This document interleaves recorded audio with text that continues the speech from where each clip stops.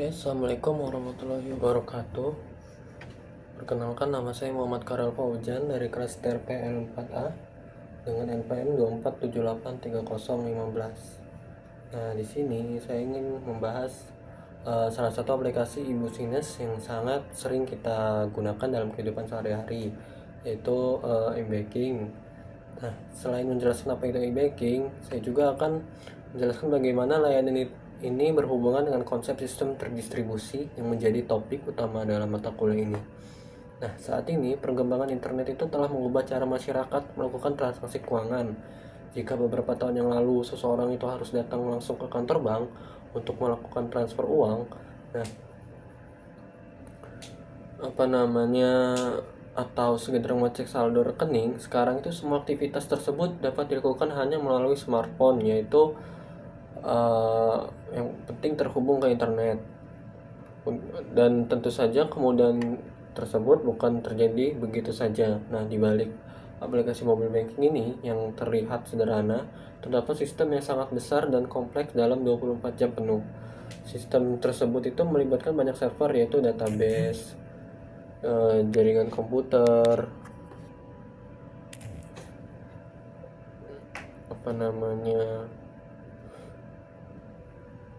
serta mekanisme keamanan yang saling terhubung. Nah, inilah yang membuat m-banking itu menjadi salah satu nyata pendapat sistem terdistribusi.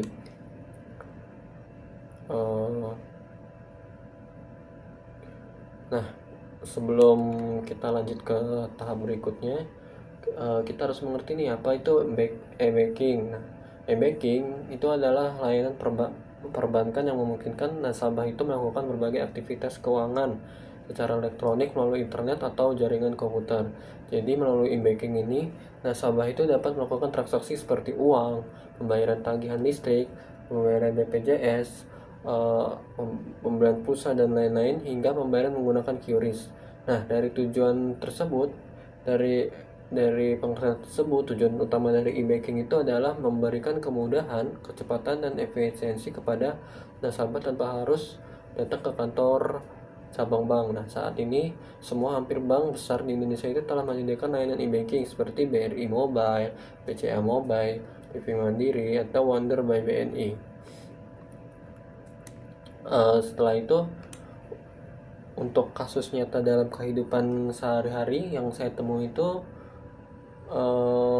saya ingin memberikan contoh yang sering terjadi dalam kehidupan sehari-hari, ya. Misalnya itu seorang mahasiswa itu ingin membayar uang kuliah tunggal atau UKT. Nah, mahasiswa tersebut membuka aplikasi BRI Mo di handphone miliknya.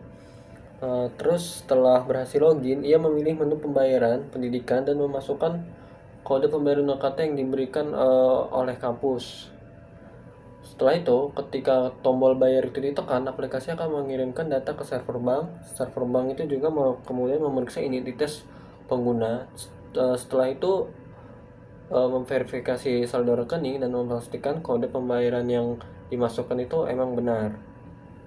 Nah, dalam hitungan detik, mahasiswa tersebut akan menerima notifikasi bahwa pembayarannya telah berhasil. Dan pada saat yang sama, sistem kampus juga mencatat bahwa UKT-nya sudah lunas. Nah, dari sisi pengguna, proses ini terlihat sangat sederhana kan?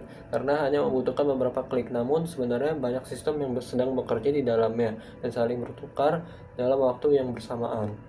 Untuk kasus, nah, saya juga ada contoh lain nih yang lebih menarik, adalah transfer uang antar bank.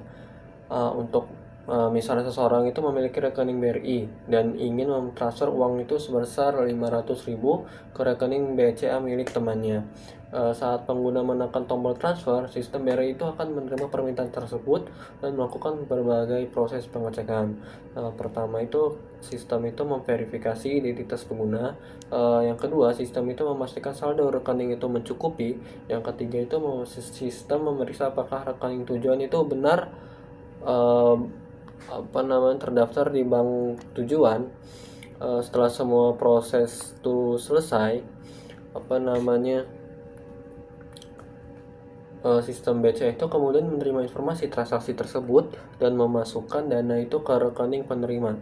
Nah, setelah itu kedua bank itu memperbarui database masing-masing, mengirimkan notifikasi kepada pengguna maupun penerima. pengirim ataupun pengiriman. Dan semua proses ini juga itu hanya berlangsung beberapa detik.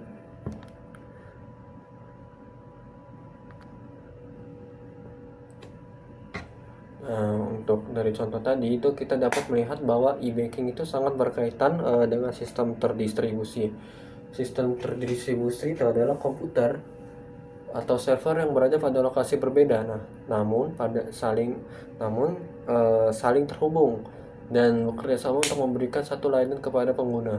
Untuk pada layanan e-banking, tidak mungkin semua pekerjaan itu dilakukan hanya pada satu komputer saja.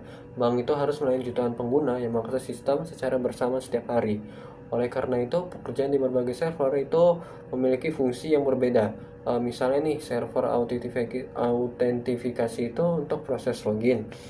Server transaksi itu untuk memproses uang. Terus ada server database untuk menyimpan data rekening, dan ada server keamanan untuk mendeteksi aktivitas yang mencurigakan di e-banking tersebut, dan server notifikasi itu mengirimkan informasi transaksi kepada pengguna. Walaupun server tersebut berada di lokasi berbeda, semuanya itu tetap berjalan sebagai satu kesatuan. Inilah yang menjadi ciri utama dari sistem terdistribusi. Nah, konsep pertama itu yang digunakan dalam e-banking itu adalah client server. Dalam hal ini, smartphone itu digunakan nasabah sebagai klien. Nah, sedangkan sistem komputer memiliki bank berperan sebagai server. Ketika pengguna ingin melakukan transfer, aplikasi itu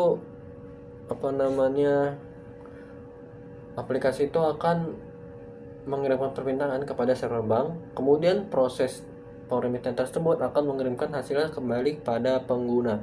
Komunikasi antara klien dan server ini terjadi setiap kali kita menggunakan mobile banking, baik itu saat login, mengecek saldo, maupun melakukan transfer. Oke, untuk konsep berikutnya itu adalah skabilitas, yaitu bayangkan aja nih, jika pada tanggal gajian ada jutaan orang yang membuka aplikasi mobile banking pada waktu yang sama. Nah, jika hanya menggunakan satu server saja, kemungkinan besar itu sistem itu akan mengalami gangguan karena tidak dapat menampung semuanya pengguna yang membuka aplikasi tersebut secara bersamaan. Nah, dengan cara itu, karena itu, bank menggunakan banyak server yang bekerja secara paralel untuk membagi beban kerja. Dengan cara tersebut, sistem tetap dapat berjalan dengan lancar meskipun jumlah pengguna itu meningkat drastis. Nah, inilah salah satu keuntungan dari sistem terdistribusi.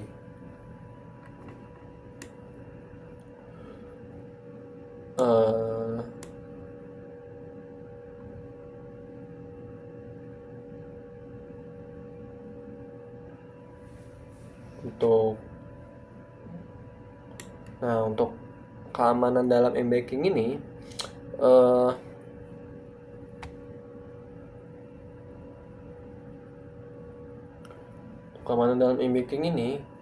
selain cepat itu, e-banking itu juga harus aman yang pastinya, karena yang diproses itu adalah uang dan data pribadi penggunanya. Nah, oleh karena itu bank itu menerapkan berbagai lapisan keamanan. Contohnya itu seperti penggunaan PIN, password OTP, fingerprint, atau hingga kunci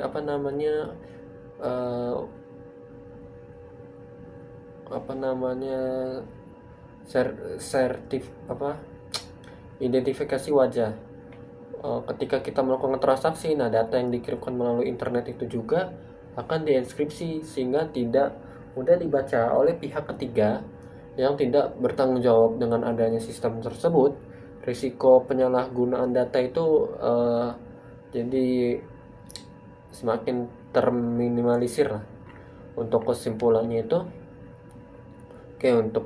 itu, berdasarkan pembahasan yang sudah saya jelaskan, dapat disimpulkan bahwa e-banking itu merupakan salah satu aplikasi bisnis yang memanfaatkan internet untuk memberikan layanan perbankan secara digital.